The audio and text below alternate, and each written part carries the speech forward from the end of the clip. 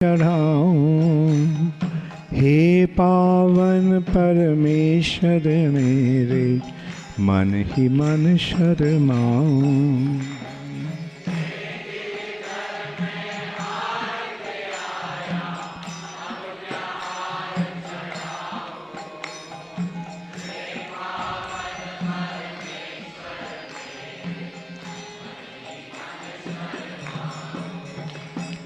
तू है या परम्पार दयालु, सारा जगत संभाले।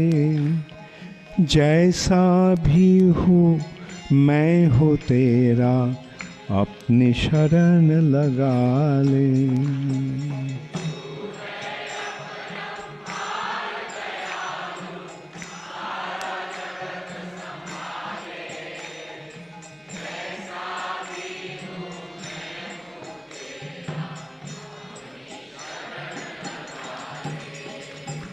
तू है अपरंपार दयालु, सारा जगत संभाले। जैसा भी हूँ मैं हूँ तेरा, अपनी शरण लगा ले।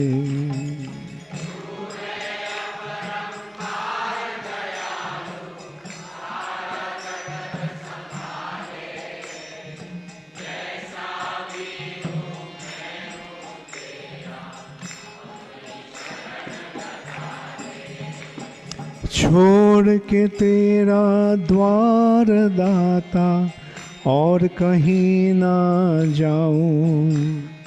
हे पावन परमेश्वर मेरे, मन ही मन शर्माऊं।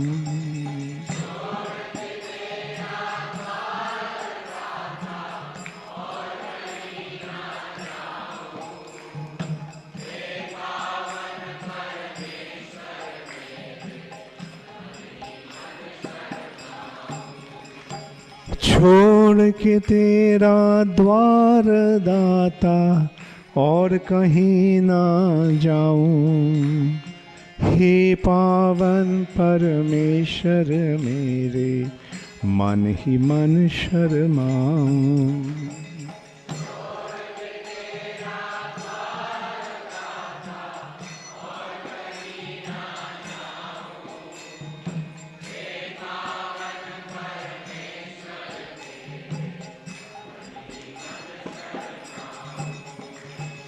छोड़ के तेरा द्वार दाता, और कहीं ना जाऊं। हे पावन परमेश्वर मेरे, मन ही मन शर्माऊं।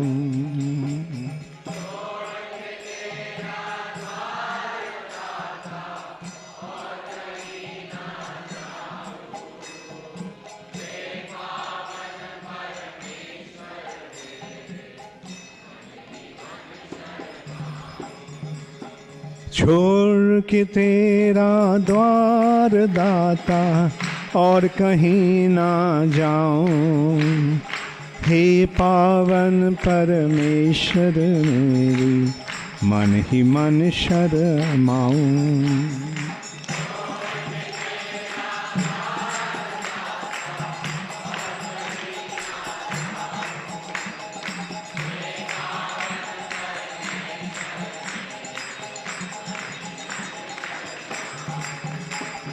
छोड़ के तेरा द्वार दाता, और कहीं ना जाऊं। हे पावन परमेश्वर मेरे, मन ही मन शर्माऊं।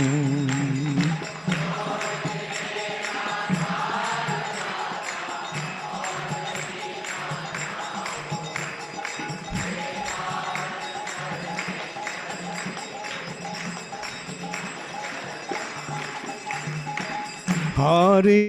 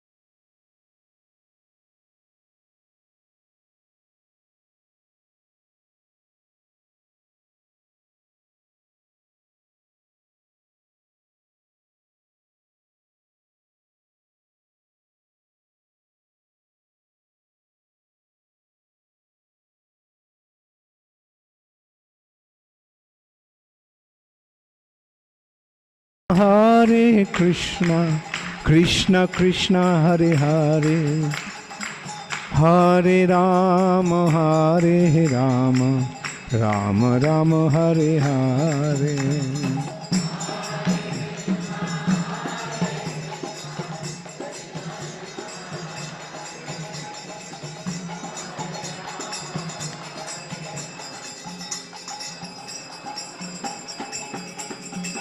Hare Krishna, Krishna Krishna Hare Hare, Hare Rama, Hare Rama, Rama Rama Hare Hare.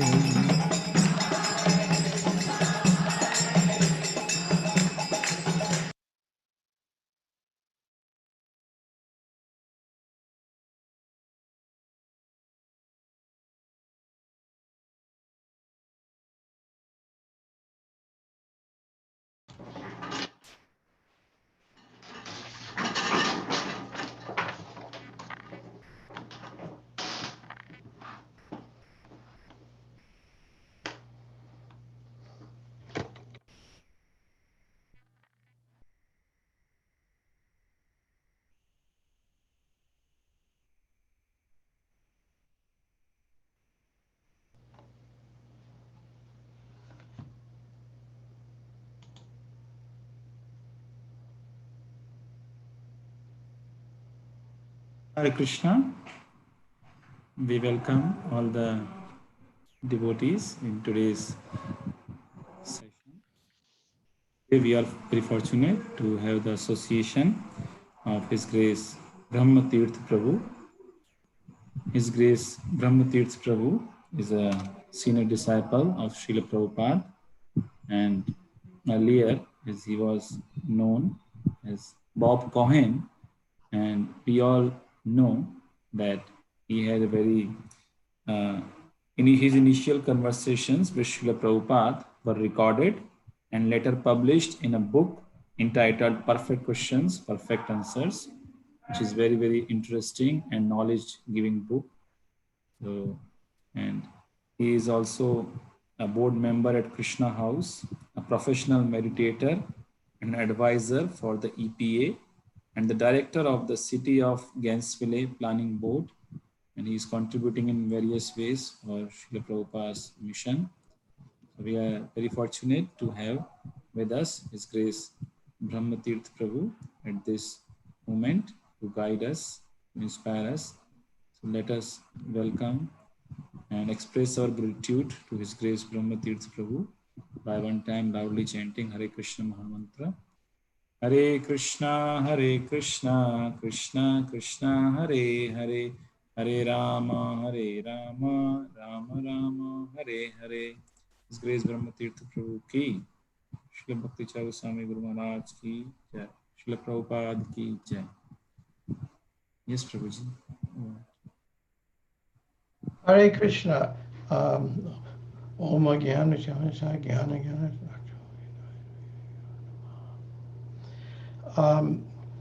I've actually, to some degree, been in great anxiety about this class. I mean, due to our lockdown, I'd listen to more classes and give more classes than I ever have in my life. But I've spoken several times about Bhakti Charu Swami, and it's a very, as it is for you, it is for many of us, a very emotional issue because we all loved him so much. And there's a reason why we loved him so much.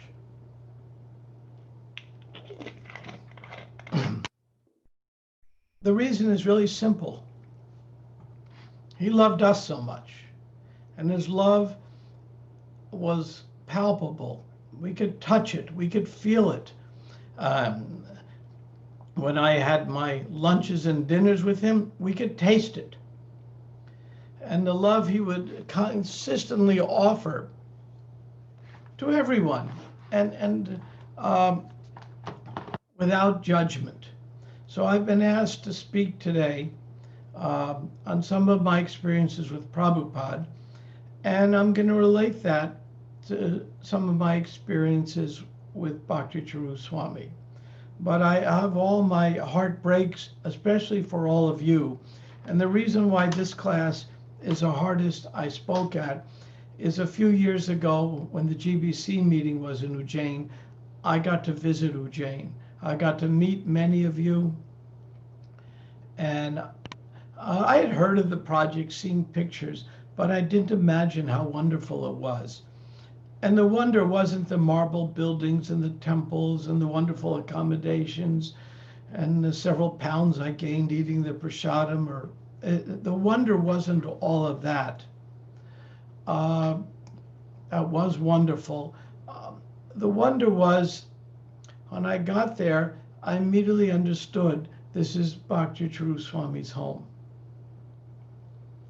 And the way I understood that is because one of Bhakti Charu Swami's special qualities has been his hospitality.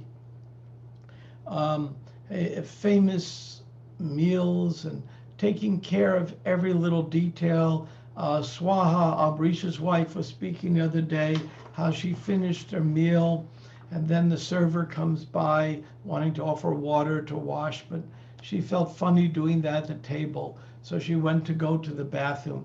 And Bhakti Charu Swami got up from his thing and says, no, because he understood right away what Swaha was thinking. Come with me, and took her to his private bathroom. Here, now you can wash up properly here. So in so many little details, Bhakti Charu Swami was, we talk a lot about now about ISKCON caring, how we have to care for our devotees. Oh, Bhakti Charu Swami was the epitome of that. He, in every regard, cared for the devotees, this just little example I gave. And because of that, there was a great reciprocation with him. People cared for him, loved him. And there's no place that I've been to in the world, I'm sure there are other places like this, that I've personally been to, let's say, where that mutual loving exchange between Bhakti Charu Swami and his associates, followers, God brothers, didn't make a difference, was no more present than in the wonderful place of Ujjain. When I went to Ujjain, I went kicking and screaming. I didn't want to go. I'll explain that. A little bit about me first, so you know.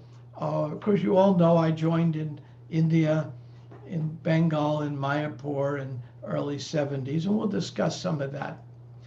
But I have two main services in ISKCON for the last, one for the last 50 years on and off, and the other for the last 20 years. My main service for the last 50 years, and it's come and gone, and it takes up most of my day now, is the Bhaktivedanta Institute for Higher Studies. So I do a lot of activity with the BI, and we can discuss a little later if time allows. The other service I've done for 20 years is one that's extremely dear. Both services are dear to Bhakti Charu Swami, especially the BI, our work with the TOVP. But the work that was particularly dear to him that I've done for 20 years is something called ISKCON Resolve. We're the conflict resolution arm for ISKCON. We're there to resolve conflicts. 20 years ago, Braja Bihari and others got together and said, we need to resolve internal conflicts in ISKCON in a better way than religions usually do. Religions often top down, but we need to do what Prabhupada said, how much you love me is by how you work together, and we need to improve communication, because this is Kali Yuga. And if somebody doesn't believe me, you can just step outside and look. I'll give an example. When I was in Ujjain, I went for a japa walk, and near the temple there's this ball. I saw a shopping mall, an indescript brick building, and I needed some toiletries. I said, okay, I'll wander in there and see what this is about. And I walk into this indescript shopping mall, and inside it is on one side a Pizza Hut and the other a Damodar's pizza place. Here I am in Ujjain, and there's a Pizza Hut and then there's a mall and everything Western going on there. And I was thinking, gee, this is strange. And it reminded me of my first encounter with the devotees in India. I was a high school teacher in Bihar. As some of you know, without insulting any Biharis who may be listening, Bihar is not exactly the most progressive state in India. And I was assigned to be a high school teacher in Chaibasa, a town that's now Jharkhand state, but it was Bihar then. And I worked for a few hundred rupees a month for the Bihari State Department of Education. And I used to visit Calcutta. I'd take the overnight train for 4 rupees and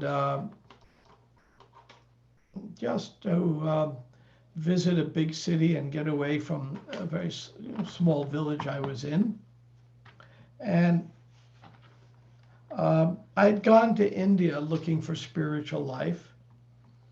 It was the same year Radha Swami went to India looking for spiritual life.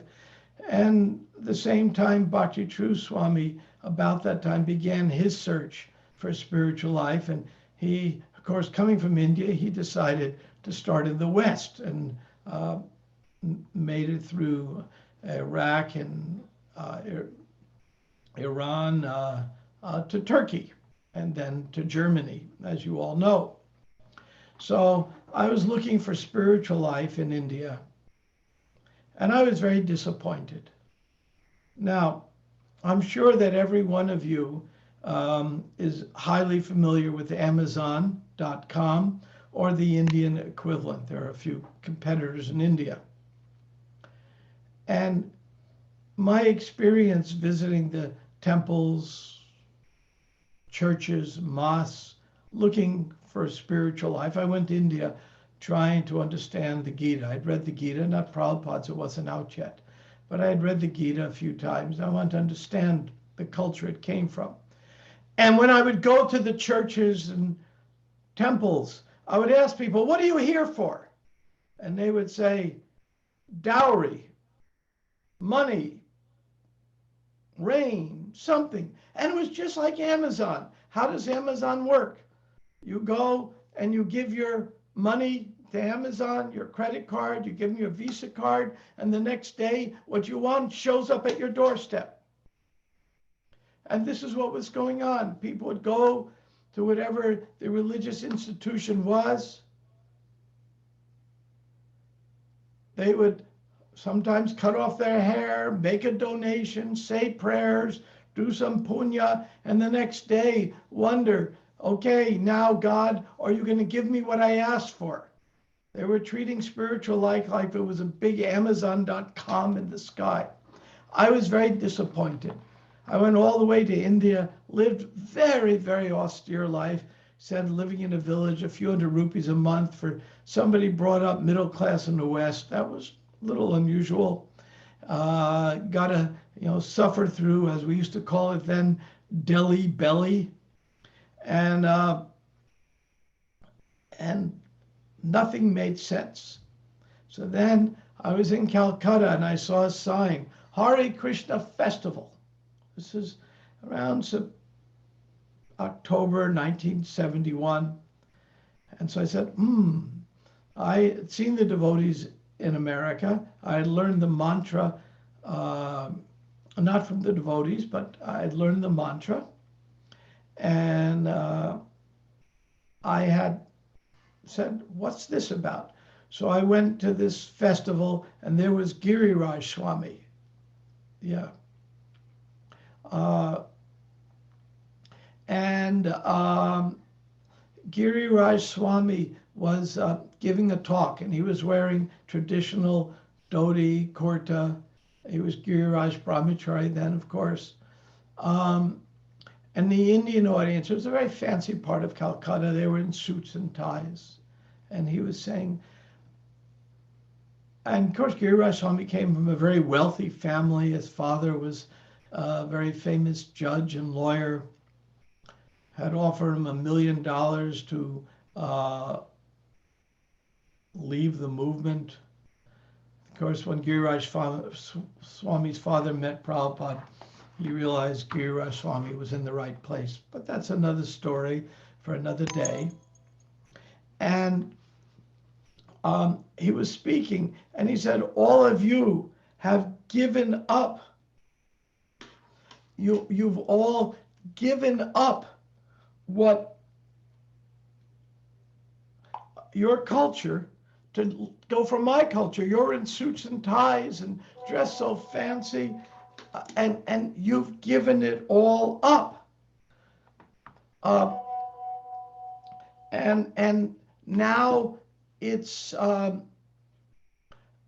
and I've had everything. I'm from a rich family. I've everything I want, and I've come here to pick up your culture. And I said, finally, after living in India for months and months, finally somebody said something that made sense. And that got me really interested. So now I'm going to jump back to Ujjain. So when I walked into that mall and I saw what was going on there, I said, wow, this is what Bhakti Charu Swami is fighting against. Not that having a mall is necessarily a bad thing or wearing a suit is a bad thing.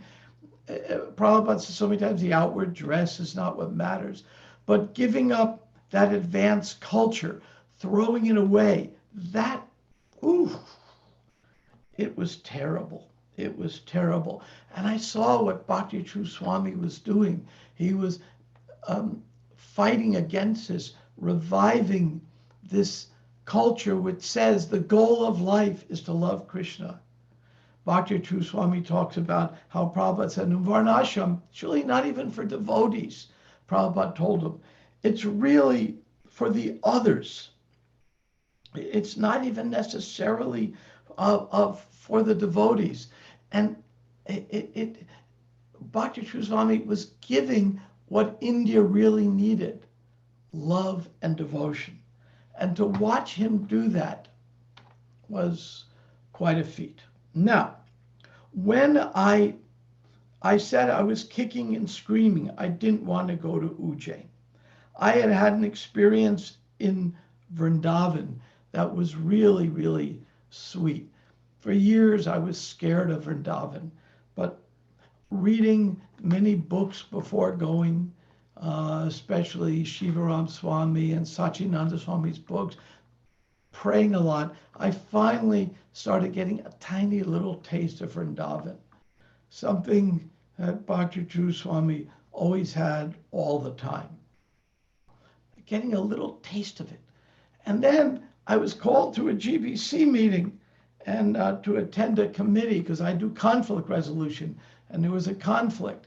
And I didn't want to leave Vrindavan, but it was my duty. I had to go. And Bhakti Charu Swami was chair and really felt that on this particular issue, there was something that I was very familiar with and I would be able to help with. So I said, okay, Bhakti Charu Swami, I shall go. And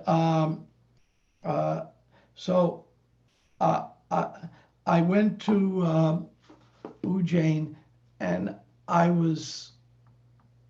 we have an expression in America, I don't know if it translates well, called blown away by the hospitality, the sweetness, the beauty of the temple, the kindness of the devotees, how well every little thing I couldn't even think of was taken care of.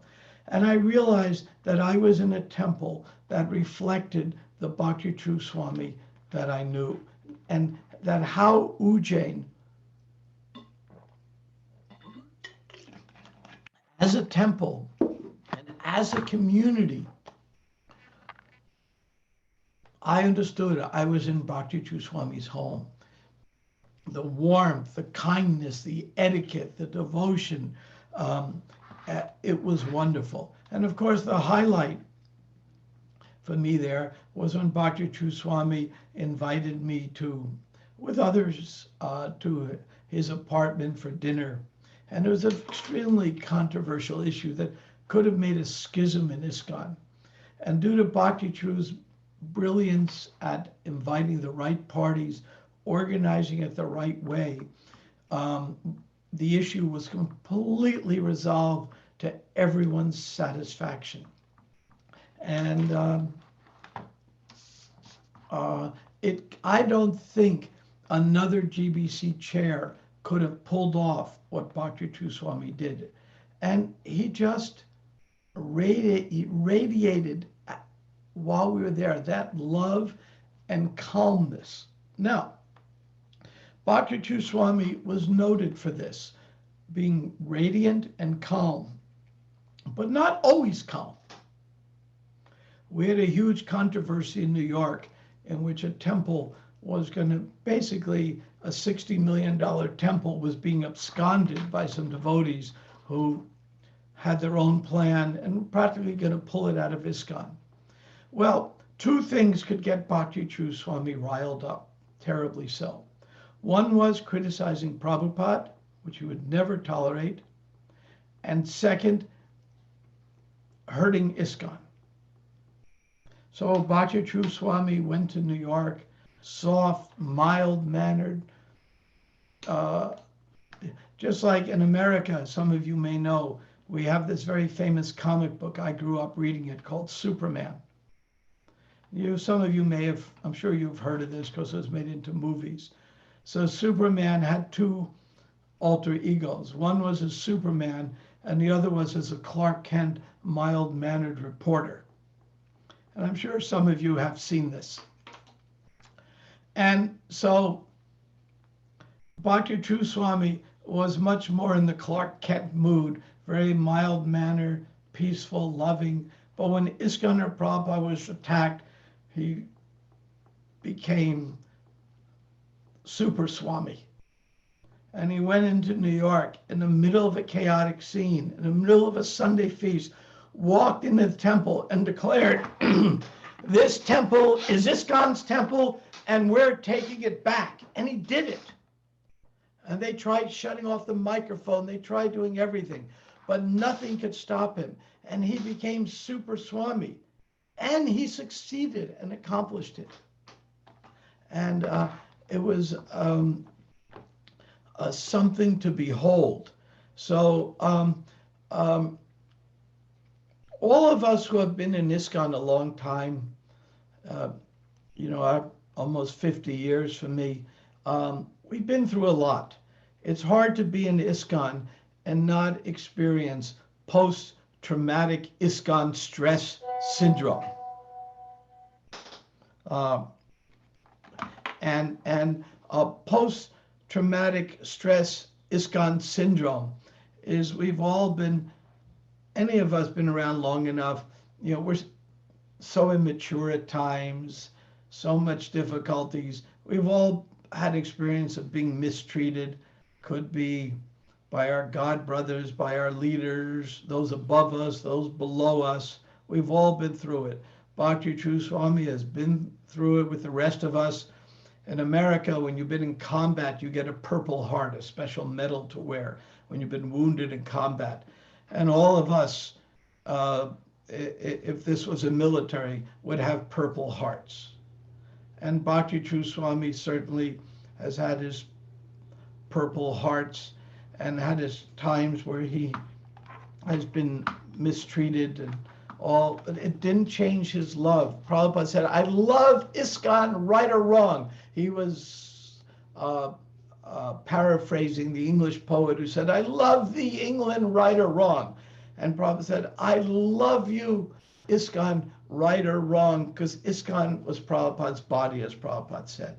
So Bhakti Charu Swami epitomized that affection for ISKCON, knowing that we're all fallible soldiers and we're all going to make mistakes. And I'll give an example of this. Like I said, I do ISKCON Resolve work.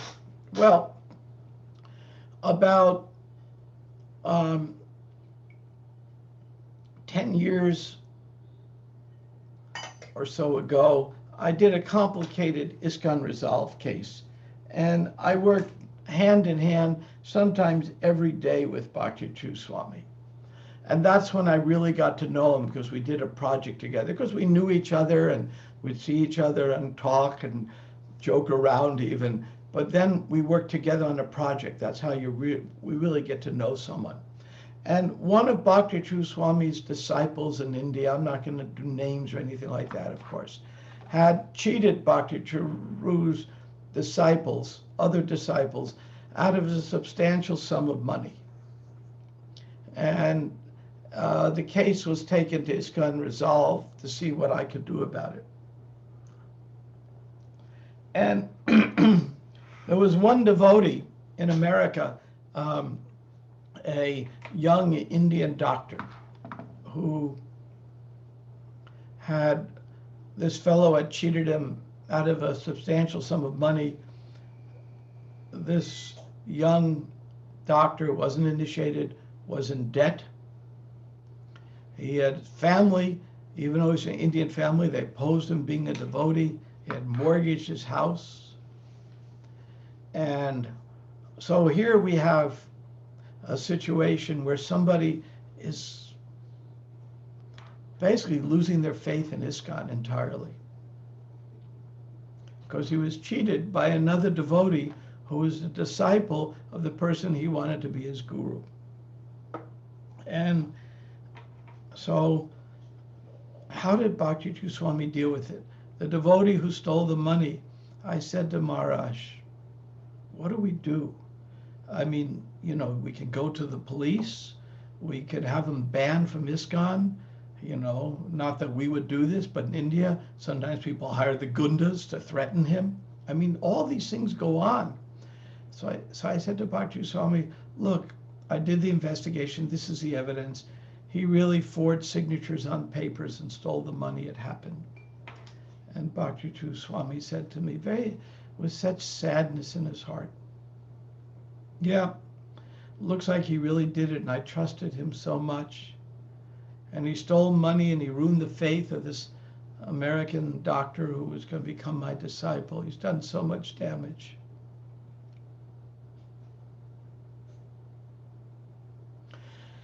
And he said, but he's a devotee of Krishna. He's done a lot of service. I'm going to send him a letter saying he should make up for this. But, and I'm going to warn some temples, don't deal with him because he might cheat you. I have to protect the devotees. But he wouldn't do anything vindictive, wouldn't even call the police, because he knew the police would pick him up. And in India, when the police pick you up, people often confess because if you're guilty or not, because the police in India sometimes, I don't know how it is now, but when I used to live there, tactics were not the best of jurisprudence. At least in that part of India, this fellow was actually in Bihar. And the Bihari police at that time and were noted for always getting confessions one way or another. So he said, no, it's just between him and Krishna. And he had such compassion in his heart. And then this other devotee, we were able to get a little bit of the money back, not, small percentage. And Bhakti Charu reached out to him to comfort him and got a little bit of the money back somehow or other. And I said, okay, this is a fellow who we'll never see again. And then I went to the Sadhu Sangha festival 2 years ago.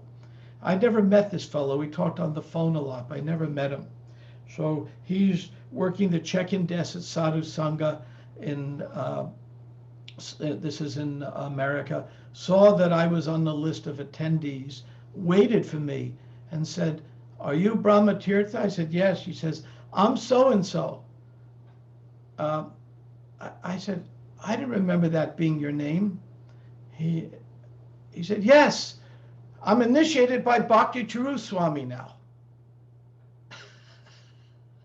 Notice Bhakti Charu Swami, this person who had been cheated by a close disciple of Bhakti Charu Swami, who his family beat him up for trying to be a devotee. Bhakti Charu Swami showed him so much love, comfort, did what he could to get back some of the money, fought so hard for him that this fellow actually became a full-fledged disciple of Bhakti Charu Swami. I thought we would never, this is a fellow we've blown away and would never see again. Now, that is such the rare devotee who can, in times of adversity, offer all of that kind of love. Now, when I had that GBC meeting a few years ago in Ujjain, and we had this huge controversy, and I was brought in to help mediate it and guide it. Bhakti Charu Swami, and there was 3 controversies going on at once, because that's what GBC meetings mean. And so different rooms, I was in a room with 13 GBCs, and Bhakti Charu Swami was in a room with another 10 over another issue, where breakout sessions all day, intense and all of this. And then Bhakti Charu Swami then would invite select groups to meals with him. And when we would sit with him, you know how elegant he is, and everything is completely pucka. And all the tensions of the day would go away. He'd greet us with that famous smile, say, welcome, welcome. And even though he was fighting all day as chair of the GBC and trying to get cooperation, he would make everyone feel welcome. And it so reminded me of how Prabhupada dealt with things. And how Prabhupada could be a lion one minute, a lamb another minute. One of my favorite stories, I've often told the story, now you all know it, so I'll tell a different version of the story. You all know the orange juice story with Bhakti Charu Swami. I'm sure what Prabhupada asked him for orange juice and it took too long. Jagadish Prabhu has the same story. He told it to me, so I'll tell you that story. So it's so similar. I don't want to repeat the one you already know. So Jagadish, who was Prabhupada's servant, and Prabhupada called him in the bedroom and said, move my bed from one side to the other. And Jagadish said, okay, I'll get some people to help. And Prabhupada said, no, just do it yourself. So Prabhupada goes back to his office. Then Jagadish, it's a big, heavy wooden bed. He's dragging it. It's making these dragging noises on the floor. And rings the bell. And Prabhupada goes, why are you disturbing me so much? I'm trying to write. Why are you making so much noise? And Jagadish, he like Bhakti Charu Swami, very sensitive to this. And when Prabhupada would get upset, he would be so forlorn. So he went back, tried to figure out what to do. Then Prabhupada rings the bell again, calls him back in the room and says, oh, don't get upset. Old men get grouchy. And of course, Bhakti Charu Swami tells almost the identical story. And I love that because it tells the human side of Prabhupada. I mean, Prabhupada, as exalted and as wonderful he was just wonderful to be with. Being with Prabhupada, and I was asked to speak on that, being with Prabhupada was sometimes, it could be very intimate. I mean, it was grand, and Prabhupada covered with garlands and sitting on a Vyasasan. That's the grand Prabhupada. But just being one-on-one with Prabhupada, you realize he was a person, a most wonderful person, but very human. In sense, he was approachable. He was vulnerable. He would say things like, oh, I can be grouchy. And he was very, very funny. Now, he was so funny, most of us, it went over our head because there was 50 years difference between us and Prabhupada. And also, Prabhupada was culturally from another place, so we didn't understand the humor. Bhakti Charu Swami actually, and we've talked about this, understood Prabhupada's humor. And of course, he knew the Bengali language. So Prabhupada could be very relaxed with Bhakti Charu Swami in a way he couldn't be relaxed with others. Because I mean, I saw that when I listened to my conversation with Prabhupada on the recordings. I can see there's so many funny things he said that whoop, went right over my head. So, so Prabhupada we're a personalist in our movement, and Prabhupada was definitely a person. So I was asked to tell some stories of myself with Prabhupada.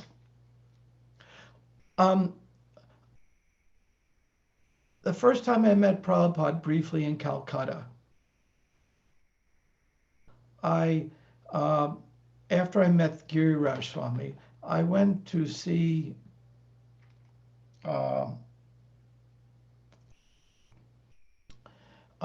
I went to the Calcutta temple. I used to started going there. And then one time Prabhupada was there. It was in November of 71. And so I went there and I walked in the room, and it was strange because Prabhupada was, I was told, I'd been to temple enough times, the Jagat Guru knew everything, and there were two devotees in the back of the room having an argument. I said, why would somebody have an argument in front of the one who knows all the answers? I was very bewildering. And then Prabhupada asked me, well, do you have any questions? I said, yes, why not Buddhism? I'd been to Bodh Gaya, sat under the tree, the sapling of the original tree, they say, where the Buddha got enlightenment. I sat there, sat in my good position, did my meditation, and of course nothing happened. I didn't get enlightened, but thought I'd try it. So, and I had studied Buddhism in college, so I asked Prabhupada, well, why not Buddhism? Well, you know, why, whatever you're doing. So Prabhupada turned to me and said, what did the Buddha say? And I said, well, it was eightfold noble truths and the fourfold path, or was it the four paths and the eightfold noble? Well, and I just started studying. Said, I don't know what the Buddha said. And Prabhupada turned to me and said, so why are you asking about Buddhism? Very good answer, Prabhupada. And then later, I saw the devotees were arguing. One of them was actually about to, as we used to say in those days, bloop, leave Krishna. And he was running into some personal problems with sense gratification. And then I learned why Prabhupada didn't say anything. It's curious. But it became obvious to me. The devotee was disobeying the orders of the spiritual master by whatever his inappropriate activity was. He was leaving his service. And if Prabhupada told him to do something else, then he would have disobeyed another order and committed a greater offense.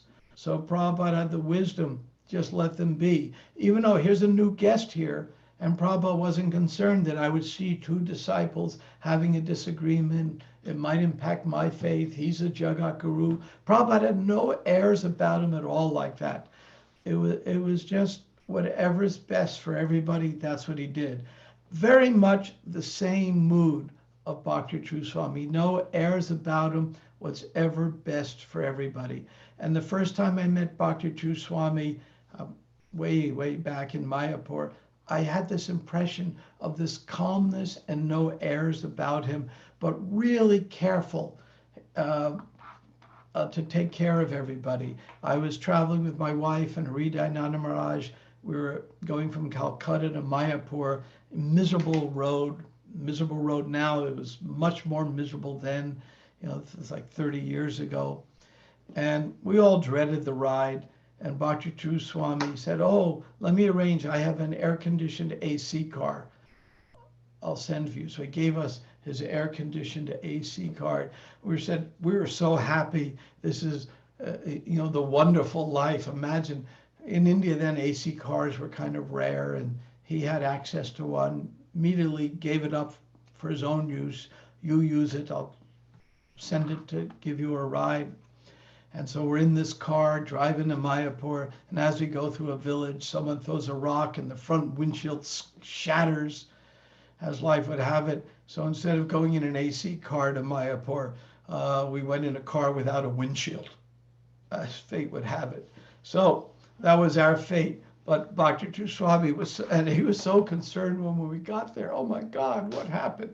But he was so concerned about taking care of people. And Prabhupada, I saw it as the movement got larger and larger. Prabhupada couldn't take care of 10,000 people anymore on a personal level. But I saw how much he was concerned, how detailed he was concerned about it. Now, I have more I can say about some interactions I had with Prabhupada, but I was told to go for about 40, 45 minutes and stop for questions. So I'll stop if there are any questions, and then I can tell more stories about my interaction with Prabhupada, or about Bhakti Charu Swami, or I can speak on ISKCON Resolve, or Bhaktivedanta Institute, or I could speak for the next 2 hours on the glories and wonders of ISKCON Ujjain, which is, I probably had the best time I ever had in India, the 3 days I spent in Ujjain, as far as being taken care of, and felt, even though it was such a tense time, GBC meetings are super intense. I had one of the best times I ever had in India. So I'm going to pause here, see if there are questions, and if there's time, I'll tell another story. And I am so honored to be speaking to those in Ujjain. I mean, my obeisances at all of your feet, my condolences to all of you. In one sense, I got to say one more thing. I can't imagine Ujjain without Bhakti Charu Swami, but that will never happen. Just like when Prabhupada passed on, I could not imagine a day going on without Prabhupada. But Prabhupada's presence, his Vani increased and increased over time, such that now I understand what Prabhupada said when asked about his guru. He says, my guru is with me every moment.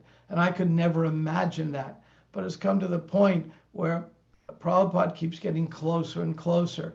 So though without Bhakti's physical presence, I mean, it's going to be heartbreaking. It's going to be heartbreaking for some time.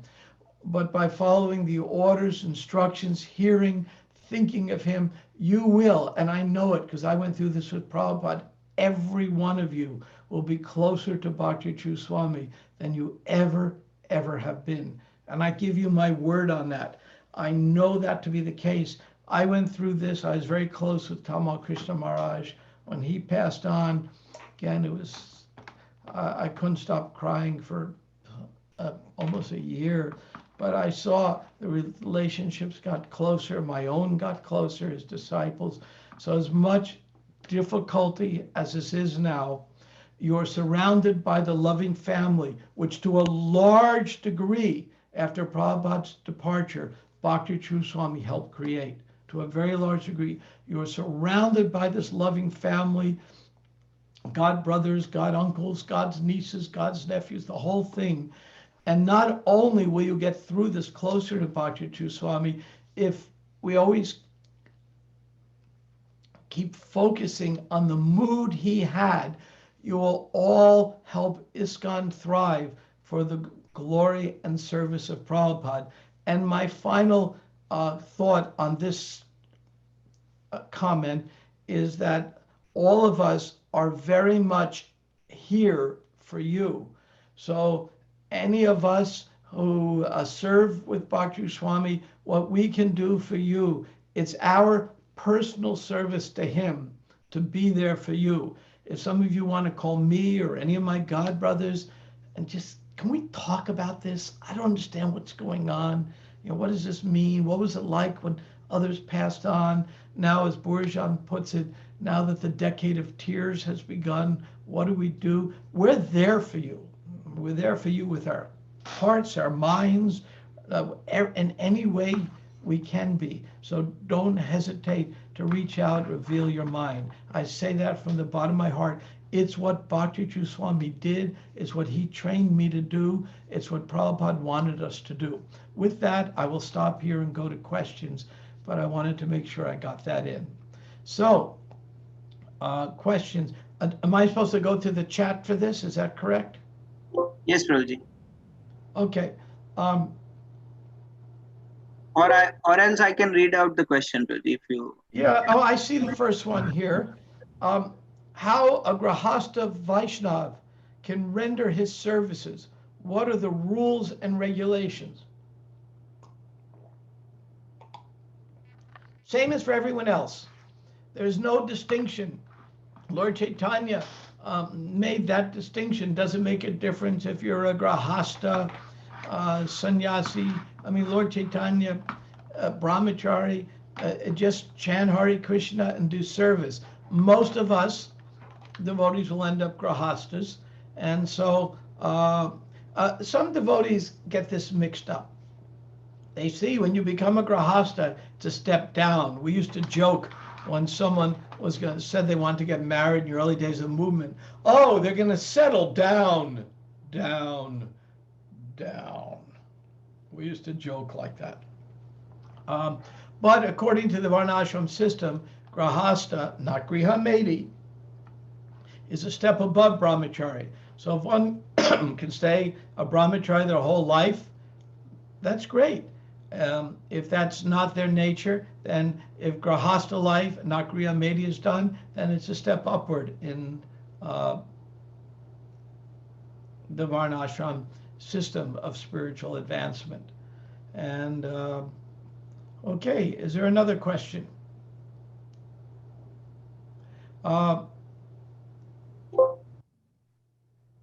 So somebody asked, though Bhakti Charu Swami was mistreated and hurt, I've talked about that, he never stopped giving love. How can you have the same attitude? What a nice question to ask. What a nice question. Like I said, every one of us been in ISKCON. We have Purple Hearts, we call it in the American military, where when you're injured in combat, you get this special medal. And when Prabhupada left the planet, Bhakti Charu Swami is one of the oldest devotees in the entire movement. I think he was 32 years old. And it was maybe 4 or 5 other devotees over 30.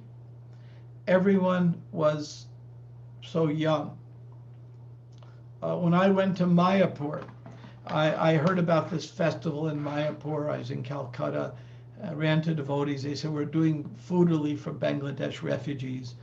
Tamal Krishna Maharaj just was able to secure the purchase of the land, which was almost impossible to get. And so Prabhupada declared, we're going to have a Gaur Purnima festival, even though there was nothing. So they built a little, Chutananda built a hut for Prabhupada. There was a men's tent, a women's tent. That was everything in Mayapur. But I ran to a voice and we're doing food relief for Bangladesh refugees. I didn't know what a Mayapur was. I didn't know hardly who Lord Chaitanya was. But I said, sure, I'll go help do food relief. So I went there and there were 70 devotees there. And only one guest, me. And everyone was zealous preachers. Everyone was virtually, almost everyone was under 25 years old. A few were a little bit older. But almost everyone was under 25 years old. And I wasn't a hippie, I was educated. So Prabhupada understood that this would be problematic. So the reason why perfect questions happen, I think, is Prabhupada kept me in his hut all day with him to protect me from 70 quite zealous preachers. And that was part of the reason. So when Prabhupada left the planet, Bhakti Swami was one of the oldest, and also he was one of the more cultured devotees.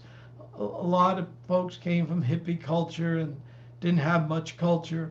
So we were often sadly rough with each other. And it still goes on that way. I mean, some things have improved, but it's almost to be expected. Prabhupada's godbrothers, I personally witness it. We're often very rough with him, but Prabhupada dealt with it with grace and dignity. And when people have their own anartas, and due to their anartas, they're kind of rough, and sometimes we have to turn the other cheek. Sometimes we have to stand our ground like Bhakti Charu Swami did in New York. And we have to pray to Krishna to let us know the difference when we should be very strong and fight, when we should turn the other cheek and tolerate things. Bhakti Charu Swami was expert on that. So if we don't know what to do, then we approach confidentially our most trusted God brothers, God uncles, God aunts, whoever it is, and say, what do I do? But the most important thing for Bhakti Charu Swami was the most important thing for Prabhupada, is stay in the society and work together. And sometimes, one time, two devotees were fighting very badly, and Prabhupada got involved. And one devotee said, Prabhupada, I cannot work with so-and-so. And Prabhupada said, you have to, that is your tapasya. Then there was another time, Hridayanand Maharaj tells a story. Prabhupada went to Mexico, and Maharaj was charge of Mexico, and a devotee came to complain to Prabhupada. Hridayanand Maharaj is chastising me, blah, blah, blah. And Prabhupada, devotee left the room. Then Maharaj said to Prabhupada, let me explain why this happened, because the devotee was really doing things that were intolerable. Something had to be done. And Prabhupada said, oh, I already know that. I already know that. He said, and Maharaj often repeats this instruction. He said, but don't break my men. It takes gallons of blood to make a devotee. So he may do his nonsense, you may have to chastise, but don't break him. And that's Bhakti Charu Swami lived by that. I think we all have to live by that. Let me see, more questions. I'm a second generation, and I've seen such mistreatment at a smaller scale. I can see such issues ruin relationships a lot and create an atmosphere of fear and pain. I want to do my part to avoid and change this. Okay. I'd like your question. I'm going to tell you what you can do.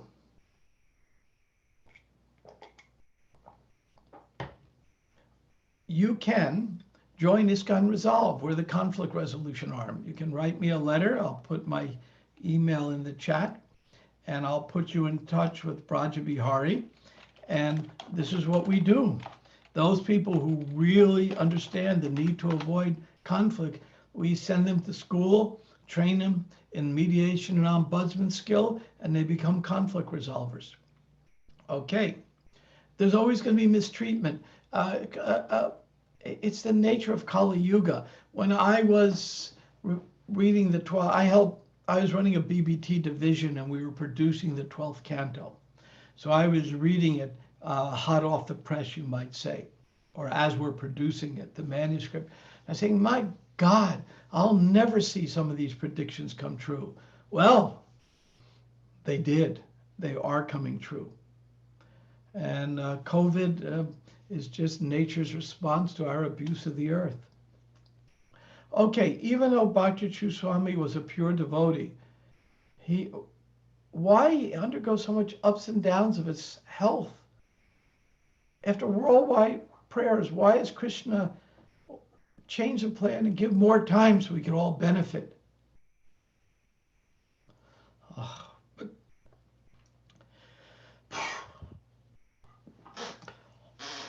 Hard to answer that question without being quite emotional about it. Every day I was praying in front of my altar with this picture, oh Krishna, if you so desire, keep Bhakti Charu Swami with us. And it brought me back to the time I was praying every day. As Prabhupada taught us, oh dear Lord Krishna, if you so desire, keep Prabhupada with us. And then Prabhupada left. I was with Prabhupada a month before he left. I'll show you a picture of that. I was with him a month before he left. I was at the Bhaktivedanta Institute conference, Life Comes from Life, in Vrindavan. Prabhupada was too sick to come to the conference, but every day we'd go into his room and give him the Sankirtan report. Here's a picture. You'll see the changing body exhibit here. That's me in the middle. Srup Damodar, Jnana, Sadaputa, Madhava. I'm the only one still left in ISKCON. Oh my. So, and we were praying, and then one astrologer came, famous astrologer, said, Prabhupada's going to recover. He's going to live. I felt so happy. And then a month later, Prabhupada left us. How do I understand this? How do I understand we're all praying and Bhakti Charu Swami left? Here's my understanding of it. Others have shared this, so but I'll just share from my heart what I understand. Is Bhakti Charu Swami wrote a Vyasa Puja offering about 6 years ago, saying, I don't want to be here, I just want to be back with you, Prabhupada. And that offering, I didn't read until after Bhakti Charu Swami left. Somehow I had missed it. I usually always read his offerings because they're so heartfelt, but somehow I missed it. And I said, oh my God. And I burst out crying. But it was time for Bhakti Charu Swami to join Prabhupada's eternal activities, which are serving Lord Krishna in Vaikuntha, some planet where, I don't know, I don't have that ability. But it was time for them to be together again. And we had Bhakti Charu Swami, then Krishna did keep him alive. And kept him alive until the most auspicious day of Guru Purnima, Sanatana Goswami's disappearance day. He kept him alive, and he kept them with us so we could pray and get closer. When Tamal Krishna Maharaj left, we didn't have that opportunity. 1 minute he's here, 1 minute he's gone. And Krishna said, okay, it's time for Bhakti Charu Swami to join Prabhupada for whatever's next, but we're going to keep him here so you can develop your love. Just like Prabhupada stayed around, and even though Prabhupada, when he was up in Rishikesh, had taken back Vrindavan, it's time to leave. Bhakti Charu Swami was so forlorn. You all read this, you know this. Kirtananda came and begged Prabhupada, please don't leave. So Prabhupada took a little something to eat as if he'll try to stay. But Prabhupada knew it was time for him to go. But he stayed a little longer so we can increase our love for him. And then at the auspicious moment, at the right time, he left. Similarly, Bhakti Charu Swami being in that state, Bhakti Charu Swami would never go to a hospital. He would never wanted needles. This one time in his life, he really agreed to do whatever his disciples wanted and the GBC advised him to do. I'm convinced he did it so we could all pray day and night about him for those 2 longest weeks of my life, so we could get closer and closer to him, so when he could leave at the most auspicious moment on the most auspicious day, our love for him increased 1,000-fold, just as Prabhupada stayed around so our love for him could increase 1,000-fold. So that's my understanding of that. Others may have a different realization. I'd love to hear them. I've had other God brothers speak something similar to mine. Please don't ever accept what I'm saying as some kind of gospel. I'm just giving you my own realizations. Now, the next question.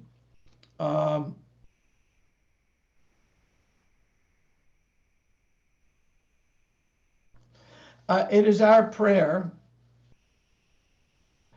In our prayer, we didn't mention that if you so desire, please, Maharaj, be with us in Vapur some more time. Is the correct understanding that Krishna heard our prayer, keep Maharaj with us in that form of Vani so we can continue serving the movement? Yeah. I mean, Bhakti Charu Swami is as much with you now as Bhakti Siddhanta Saraswati was with Prabhupada. And Prabhupada said he was by my side every moment. So, yeah, there's no question of him being with us. Now that he's gone, we can't talk to him, we can't garland him. There's going to be this mourning period. I'll tell you a story.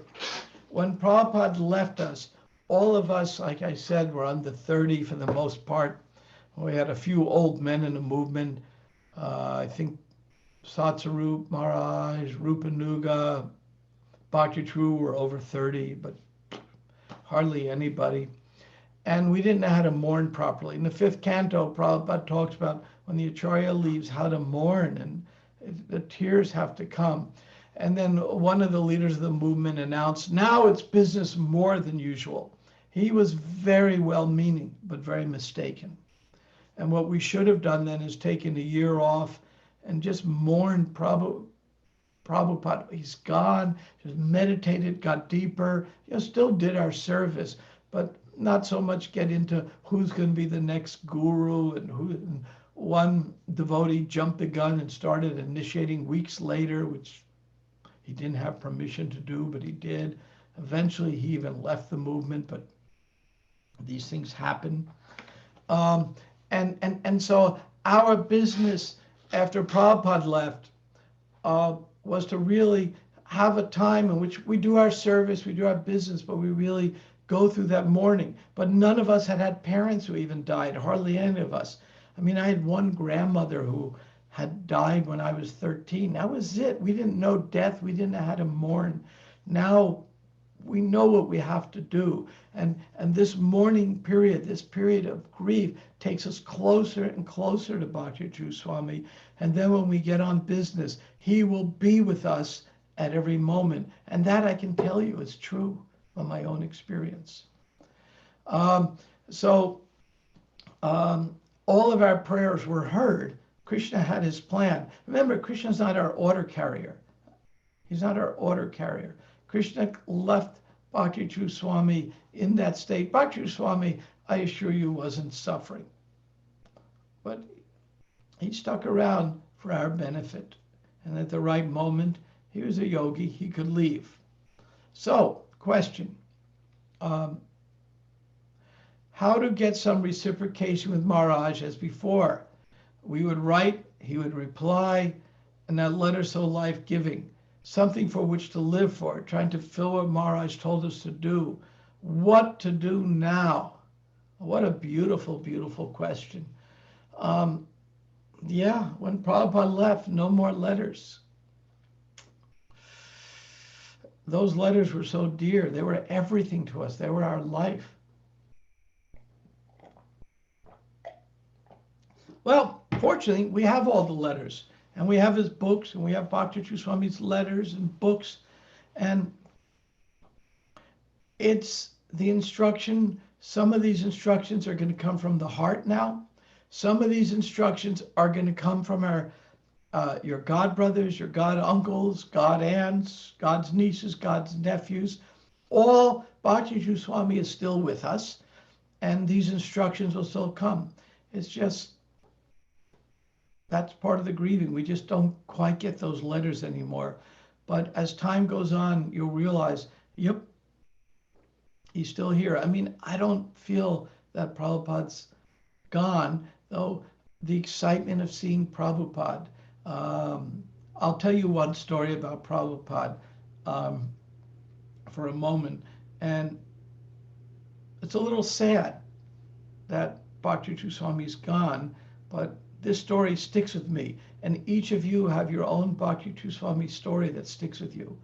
I didn't get initiated for several years after I met Prabhupada. I was chanting 16 rounds, following principles, but due to circumstances, I wanted to hold off being initiated due to some circumstances. I could go into if there was time, but there's not.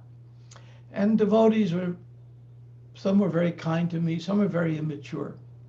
What's wrong with you? I was in graduate school, which is unusual for a devotee then. What's wrong with you? Why aren't you initiated? And I was thinking, boy, something is wrong with me. What is wrong with me? And I started really feeling down about myself. And Prabhupada was in New York, and he was going to walk from the Temple Room in Henry Street, from his quarters to Henry Street to Temple Room. So I said, I'm not going to let Prabhupada see my face, because my face is too fallen. So before Prabhupada rounded the corner, I offered obeisances against the wall. It was a narrow hallway, but wide enough for me to do that. The orange started rounding the corner as Prabhupada's sannyasis were coming. I offered obeisances, said the prayers as slow as we could. Namah, Om, Vishnu, real super slow. And then by the time I'd be done, I'd stand up, Prabhupada would be in the temple room, and then I would stand up and I'd just stay in the door of the temple room so Prabhupada didn't have to see such a fallen face. So I was feeling very humble that day. So when Prabhupada walked around the corner, he somehow saw me, though I was on the ground, and he waited and waited and waited, because I wanted the whole entourage to pass before I got up. And when I stood up, there was Prabhupada 1 inch from me. And he looked at me and said, so glad to see you, and gave me a big hug. And Prabhupada wasn't so much of a hugger. That was a very rare moment. I didn't believe it happened. Sometimes we think our mind. And later a devotee said to me, did you see what Prabhupada did? Did you see what he did? Oh, I guess it's true. And that was telling me in my heart that I knew what I was doing was the right thing. And I was going to get initiated at the right time and the right circumstances, which did happen at Rath Yatra in 76. But I knew that, but that was Prabhupada say, hey, you're doing the right thing. And then when I got initiated, I was thinking, and there were several instances like that where Prabhupada had expressed he was happy to see me. I won't go into details now. Then when I got initiated, I went up to Guru Puja afterwards. Prabhupada wasn't at the actual ceremony, but he came later for Guru Puja. And I went to get a cookie, and I looked Prabhupada right in the face. I thought he'd be so glad to see me. I'm his disciple now. And he looked through me like I was nothing but a piece of glass. Perfectly clean, clear glass, because I was approaching Prabhupada with pride. So when I approached him with humility, he was right there with me. And when I approached him with pride, I wasn't even there. And a few other incidences. It's a longer story. We don't have time for now, but that's the essence of it. So similarly, we have these special incidences with Bhakti Charu Swami. Maybe it's a letter, maybe it was a class he gave that went into our heart. Maybe it was a hug I got. Whatever these are, hold on to them with everything you have and remember them, because Bhakti Charu Swami is still with you. And these letters, these remembrances, these instances are going to remind you of how close he is to you. And as time goes on, you're going to realize, as Prabhupada stated, he actually is with you. So I hope what I'm saying makes sense. I hope I'm not speaking too fast, because I know this is being simultaneously translated. I'll look for more questions. When I'm going too long and it's time for all of you to go to bed, it's morning for me, night for you, just tell me so and I'll be done, because I'm not sure how long I'm supposed to go on these things. I'm looking at questions here. How can an insignificant servant like me serve Bhakti Charu Swami? He was so much advancedly skilled and qualified.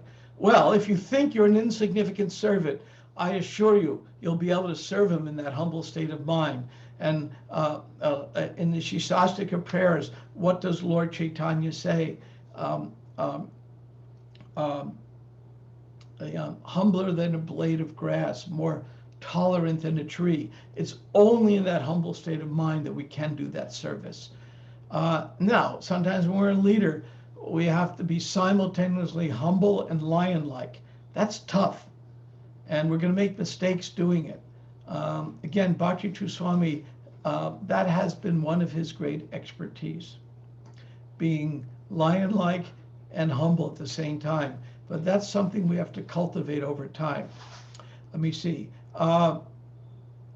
Is there any specific incident relating to hospitality during the meeting you remember? I could go on for a half hour. I mean, the hot water didn't work, and India, my stomach stays fine, but I catch colds real easy. So hot water is important to me. So I sent a little note, and immediately a whole team came in to try to figure out how to fix it. And then I bought enough laundry so I didn't have to bother doing laundry for 3 days. I could wait till I got back to Vrindavan. Somebody came, you have to do your laundry. We have to do it. We have to. They insisted on it. I mean, everything, what could I say? I felt as comfortable there as any place on the planet. Let me see. There's a quote from Bhakti Charu Swami that Sri Radhika sent me. Association of devotees is the most reliable thing. Try to find that association, create it, and offer that association. So when I was in Mayapur, 70 devotees were there, and there was one person to preach to. One. And that was me. And so I would say, what do I do to understand better? How do I do it? You have to chant japa. You have to offer your food. You have to do this, have to do that, have to do this. And my mind was so bewildered. So after I left Mayapur, I was in Calcutta, and there was Prabhupada again. I got to see him. It wasn't recorded. So I went to see Prabhupada. I said, Prabhupada, I'm really trying to understand Krishna. And Prabhupada said to me, first you get knowledge, then tapasya would come. So I said, I want to get this knowledge. I don't know what order to do things in. And then Prabhupada gave me the sage advice. He said the most important thing, and the same thing Bhakti Charu Swami said, number one is good association. If you have good association, automatically everything comes. Good association doesn't mean hanging out with someone who wears a dhoti. It means hanging out with someone who I trust. There are people who are devotees who I keep a little distance from. They're not good associates for me. They're always criticizing others. They're not good association. They're talking gossip. I can't hang out with those people. But I can hang out with people who trust me and I trust them. So that's what Prabhupada said to me. That was Bhakti Charu Swami's instruction. Somebody says, I want to take initiation, Maharaj. What do I do? That's not a problem. I can't tell you in detail what to do. But I can talk about something very important here. And Bhakti Charu Swami was accused of being a Ritvik, you know.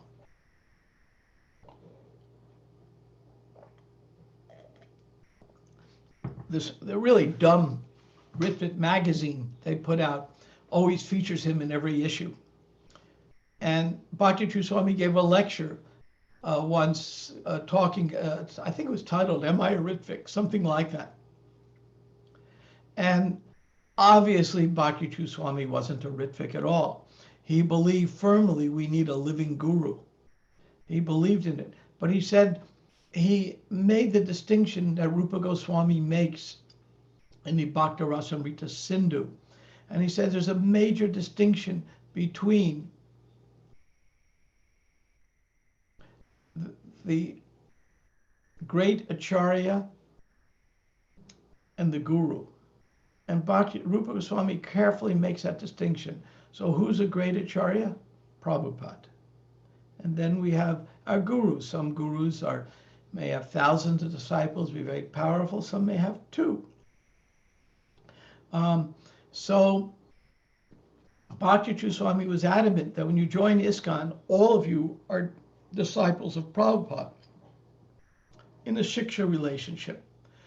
And you have a Diksha relationship. So those who want to take initiation didn't. First, you'll always have a Shiksha relationship with Prabhupada, always have one with Bhakti Charu Swami, and then you will find someone, the right person to guide you, and who will be a Diksha guru for you. That and and your primary relationship may be with Bhakti Charu Swami as your Shiksha guru. It may be with so-and-so as your Diksha guru. It may be with Prabhupada as your Shiksha guru. These are matters of the heart, Shraddha. So I wouldn't worry about these things. They naturally sort everything out. I don't have a pendant, someone says, for reading Prabhupada's books, and Gurudev wants us to. I don't know why I can't. I'd rather wash dishes or clean the temple. What to do? What a nice, honest question. The devotee who asked that, I won't say a name and embarrass anybody, but I say to you, you're a very sincere person to give such a public confession of how you feel. I tell you there's a secret. I have some grandchildren, and some of them are into sports, not reading. They're like 10 years old, but I want them to read. So I take them to the library and I find something that will interest them. So one grandson, I showed him a mystery book called The Hardy Boys. It was a popular mystery book series in America. And he got the book and now he can't put it down and wants more of them. So you find some book, it could be a biography, it could be a Leela Amrita, if it's not by Prabhupada, but about Prabhupada. One of my favorite books is Mukunda Goswami's Miracle on 2nd Avenue. Find some book that really interests you. That's either about Prabhupada or by Prabhupada, something, and then get into that. Once you get into that, the reading habit will come, and then Prabhupada's books will naturally flow. And if you're reading Prabhupada's books and some parts of them, let's say, for example, you're not particularly philosophical and you're reading in the Krishna book, the prayers of the demigods, and you're not philosophical, so you may skim over that part and read the part that's more interests you. That's perfectly fine. But first, the way you get in the habit, habits take about a month to form a good habit. So you force yourself for 1 month to find something you really like, get into it. Now you have the reading habit and it will last you the rest of your life. So I think that's all the questions I have. I don't remember. Did I post my email in here? I don't remember. Yes, Prabhuji, you posted your email. Okay. And I think I've gone way over time, but for speaking about Bhakti Charu Swami is something that if I had 1,000 heads of Brahma, I could still not do it all. Anything else I'm supposed to do in service to you? Hare Krishna, Prabhuji. We are so much grateful to you for giving us this time. It is definitely your valuable time, but it made us like more valuable to have conversations with you and also to hear about your pastimes with His Holiness Bhakti Charu Swami Maharaj.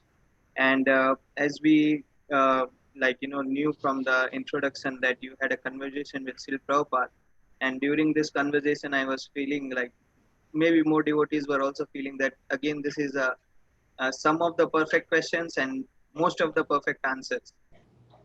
So thank you very much, Prabhuji, for giving your valuable time.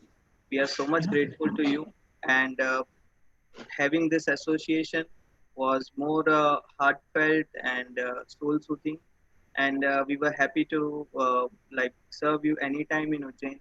So we all request from Ujjain to please visit Ujjain again anytime in future, whenever like airlines and all these facilities start. Yeah. To be frank, I would never have thought of visiting Ujjain if it wasn't for the GBC meeting. When I go to India, I really just want to go to Vrindavan or Mayapur. But for sure, I would have to visit Ujjain. And it was just because as association's the most important thing. If I'm at a temple that tastes, smells, feels, and gives a whole ambience of Bhakti Charu Swami, it helps me get closer to him. So by going to Ujjain, we both benefit each other. Please, Prabhuji, we will be so much blessed to have you here and serve you in Ujjain. So please come as as the time permits, and we Yeah. thank you for giving us this time by chanting one Hare Krishna Maha Mantra all together, loud and clear, by raising the hand. Hare Krishna, Hare Krishna, Krishna Krishna, Hare Hare, Hare Rama, Hare Rama, Rama Rama, Hare Hare. Thank you very much, Prabhuji. Good night.